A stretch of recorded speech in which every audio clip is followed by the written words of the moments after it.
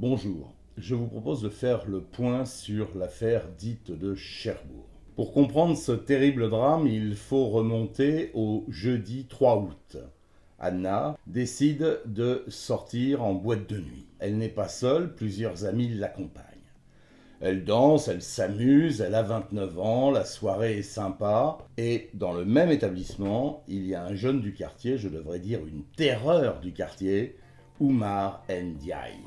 Il a 18 ans, mesure 1,90 m et sème la pagaille, et le mot est faible, partout où il va. Anna le connaît de vue et aussi de réputation. Elle n'a sans doute pas remarqué sa présence dans la boîte de nuit ce soir-là. Anna décide peu après minuit de rentrer chez elle. Elle habite rue de l'Ancien Quai, ce n'est pas très loin. Et si Anna n'a pas remarqué la présence d'Oumar, lui, en revanche, l'a bien repérée. Et il la suit lorsqu'elle quitte l'établissement. Anna n'a rien vu. Arrivée sur son palier, c'est là que les choses basculent.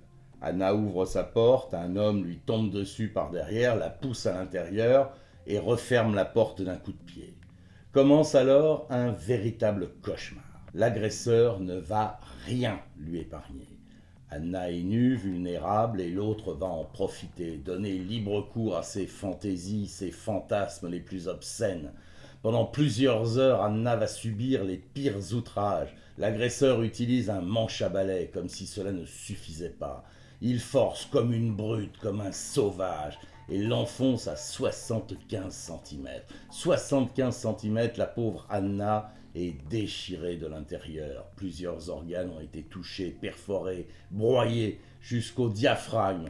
C'est un muscle qui se situe juste en dessous des poumons. C'est vous dire la profondeur des blessures. Au petit matin, le prédateur l'abandonne après des heures de supplices, de torture et d'actes de barbarie. Anna a encore la force d'appeler les secours qui viendront rapidement sur place.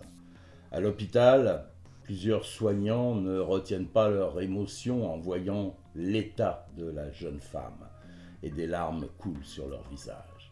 Les médecins décident de la plonger dans un coma artificiel pour limiter ses souffrances. L'enquête s'oriente évidemment sur Oumar Ndiaye, 18 ans, son portable borne sur les lieux du crime, et il a laissé ses empreintes digitales et génétiques un peu partout dans l'appartement d'Anna. Mais une question me hante, depuis que je m'occupe de cette affaire. Que faisait-il dehors ? Impliqué dans une affaire de viol en 2019, il échappe à une sentence judiciaire, le dossier était mal ficelé, pas assez de preuves contre lui. 2022, il agresse sexuellement sa petite sœur.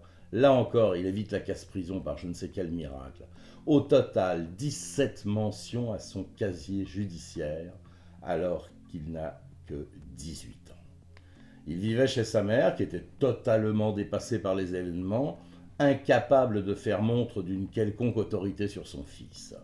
Une terreur dans le quartier, shit, alcool, rap agressif, lui et sa bande d'imbéciles qui urinaient dans les parties communes de l'immeuble où il vivait. La police l'interpelle le 10 août à 6 h du matin. Il dormait lorsque les menottes se referment sur ses poignets. Placé en garde à vue, il tente bien de nier, mais lorsque les enquêteurs lui annoncent les éléments, les indices qu'ils ont contre lui, il finit par consentir. Mis en examen pour viol, acte de torture et de barbarie, il a été écroué, et bien qu'il reste présumé innocent, son avenir s'annonce sombre.